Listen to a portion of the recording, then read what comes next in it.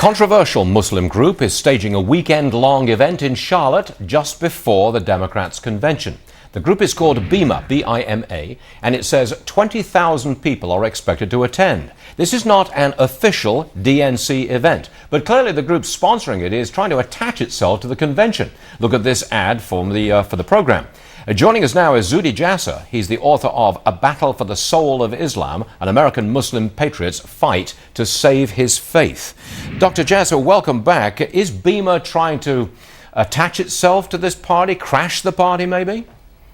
Well, absolutely, and that's the way these Islamists operate. You know, I know this group. I've been to Charlotte as part of a town hall that Congresswoman Myrick had a couple years ago, and these are no moderates. And by the way, the DNC, Stuart, has had an opportunity to distance itself, and it hasn't. It simply gave a boilerplate answer that said, well, there's a lot of groups that function around the convention, and they basically dismissed it. And my response to them is, if this was the KKK or the Nazi Party, would they allow them to use the DNC's name on their brochures or on the website for the convention that announces this prayer? So I think it's very telling that they haven't said anything. Do you think BIMA is as extreme as the KKK or some of the other obvious extremist groups that you mentioned? I mean, who is going to be speaking at this event? What kind of people are represented here?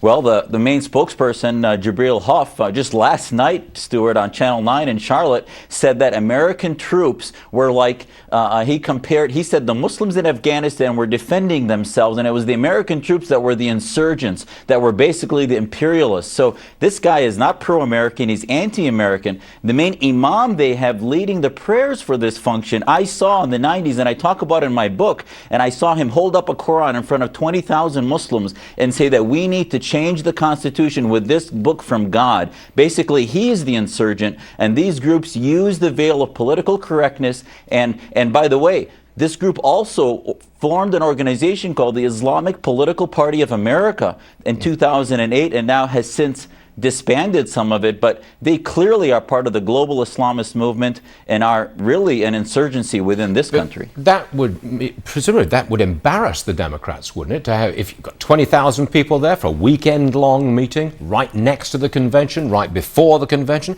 isn't that an embarrassment for the Democrats? That's the way I would look at it. Absolutely, and that's why it's so important, and I'm glad you're covering this. And, you know, I think they're tone deaf to this. They really think that Muslims are just part of that minority checkbox, and they don't put it in a context of terrorism, of radicalization here domestically, of the Islamist issue in the Middle East, etc. So they're so tone deaf to what this group may represent, and the fact that they don't represent mainstream Muslims. And I believe the majority of Muslims in Charlotte and elsewhere would actually shun this group, but yet they allow themselves to be represented, and the media and the DNC allow these people to represent Muslims when in fact they're simply a political movement that must be marginalized. Dr. Zuhdi Jasser, a frequent guest on this program and a welcome guest, and we thank you for joining us again today. Thank you, sir. Thank you. Thanks, Stuart. Appreciate it. 9:49.